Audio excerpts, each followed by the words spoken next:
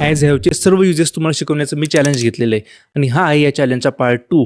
Part 1 मध्ये आपण has have don't doesn't didn't कोणासोबत वापरायचं हे उदाहरणासह बघितलं आणि आज आपण हॅज हॅवचे वाक्य बनवायला शिकणार आहोत. सुरुवातीला एकदम बेसिक वाक्य बनवू, नंतर ॲडव्हान्स वाक्य सुद्धा शिकू. तर हे बघा, आपल्याला आहे, आपल्या जवळ आहे किंवा आपल्याकडे आहे हे सांगण्यासाठी आपण हॅज हॅवचा वापर करतो. आता सर्वात महत्त्वाचं, या वाक्यांचा पॅटर्न समजून घ्या. आपल्याला आहे म्हणजे मला आहे, तुला आहे, त्याला आहे, तिला आहे, त्यांना आहे अशी वाक्य.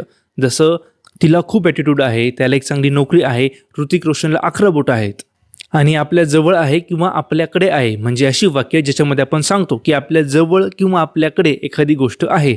जसं माझ्याजवळ 10 रुपयांची एक नोट आहे, राजूकडे चिंकीचा नंबर आहे, त्याच्याजवळ ॲपलचा मोबाईल आहे, आमच्याकडे एक कार आहे, अशी वाक्य. तर आय होप तुम्हाला आजच्या वाक्यांचा पॅटर्न समजला असेल. आणि आता एक छोटीशी गोष्ट लक्षात ठेवाल ना तर तुमचं काम भयानक सोपं होऊन जाईल. मला आहे किंवा माझ्याकडे आहे म्हणजे आय हॅव, तुला आहे किंवा तुझ्याकडे आहे म्हणजे यू हॅव, त्यांना आहे किंवा त्यांच्याकडे आहे म्हणजे दे हॅव. आणि असंच ह्या बाकीच्या गोष्टी सुद्धा लक्षात ठेवा. सोबत हे सुद्धा माहिती असू द्या की तुम्हाला जे पण स्क्रीनवर दिसतंय ते फक्त आणि फक्त आज आपण जी वाक्य शिकतोय त्याच वाक्यांवरती लागू होईल, इतर ठिकाणी नाही. आता इंग्रजीमध्ये वाक्य बनवून बघू. मला एक डाऊट आहे. मला आहे म्हणजे आय हॅव, एक डाऊट म्हणजे a doubt, I have a doubt. माझ्याजवळ 10 रुपयांची एक नोट आहे. माझ्याजवळ आहे म्हणजे आय हॅव, 10 रुपयांची एक नोट म्हणजे अ 10 rupee note, I have a 10 rupee note. तुला ताप आहे. तुला आहे म्हणजे यू हॅव, ताप म्हणजे a fever, you have a fever. लक्षात ठेवा, फीवर, कोल्ड, कॉफ, हेडेक, स्टमक एक यांच्या आधी अ लावायचा. त्याला एक चांगली नोकरी आहे. He has a nice job. तिला खूप ॲटिट्यूड आहे. She has a lot of attitude.